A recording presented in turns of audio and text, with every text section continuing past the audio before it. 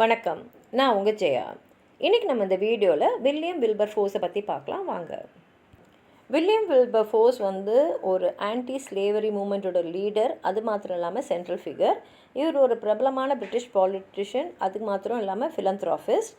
இவர் வந்து நீண்ட காலமாக போராடி அட்லாண்டிக் ஸ்லேவ் ட்ரேட், அதாவது வந்து அட்லாண்டிக்கில் நடந்த இந்த அடிமைகளை வந்து வாங்குறது விற்கிறது அந்த ட்ரேடை வந்து அவர் ஒழிச்சார். அது மாத்திரம் இல்லாமல் பிரிட்டனில் வந்து அடிமைகளே இல்லாமல் எல்லாரையுமே சுதந்திரமாக்குனதில் இவருக்கு ரொம்ப முக்கிய பங்கு இருக்குது.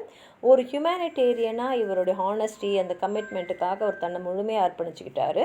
இதனாலே பார்த்திங்கன்னா வேறு பொலிட்டிக்கல் பார்ட்டிஸை சேர்ந்தவங்களானாலும் சரி, வேறு ரிலீஜியஸ் டினாமினேஷன்ஸில் இருந்தவங்க எல்லாருமே வந்து இவரோட ஒத்துழைப்பு கொடுத்ததுனால இவரால் வந்து அந்த ஸ்லேவ் ட்ரேடு ஒழிச்சு பார்லிமெண்ட் லெஜிஸ்லேஷன்லேயே 1807 அதுக்கான ஒரு ஆக்டை பாஸ் பண்ண முடிஞ்சது.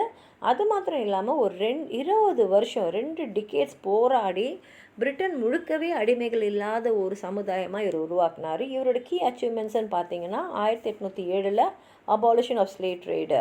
இதுக்காக ஒரு 20 வருஷம் வந்து பார்லிமெண்ட்டில் போராடி ஹவுஸ் ஆஃப் காமன்ஸில் 1807 வந்து ஸ்லேவ் ட்ரேட் ஆக்ட் இது மூலமாக வந்து யாரும் வந்து மக்களை வந்து வாங்கி வைக்கிறது செய்யக்கூடாது, இது வந்து பிரிட்டிஷ் எம்பையரில் வந்து சட்டப்படி குற்றம் அப்படின்றத இங்கே கொண்டு வந்தார். அடுத்தது அபாலிஷன் ஆஃப் ஸ்லேவரி, இது 1833.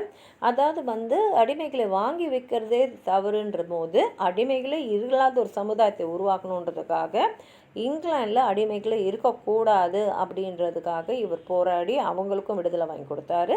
அந்த செய்தியை அவர் இறக்கிறதுக்கு 3 நாளைக்கு முன்னாடி அவர் கேட்டு திருப்தியாக வந்து ஒரு மன திருப்தியோடு இருந்தார்.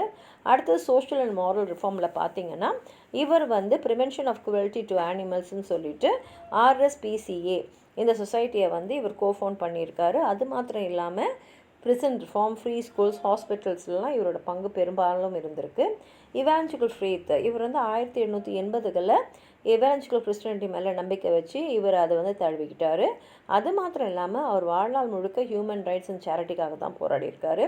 இவரை பற்றி பேசும்போது GM ட்ரெவலியன் சொல்லியிருக்காரு, அவரோட திறமைக்கும் அவருடைய அந்த சேவைக்கும் பிட்ஸுக்கு அப்புறம் அடுத்த பிரைம் மினிஸ்டராகவே இவர் வந்திருக்கலாம். ஆனால் இவர் வந்து அரசியலை முக்கியமாக நினைக்கல, மேன்கைண்ட் மனிதர்கள் தான் முக்கியம்னு சொல்லிட்டு மனிதாபிமானத்துக்காகவும் மனிதர்களுக்காகவும் உழைச்சார்.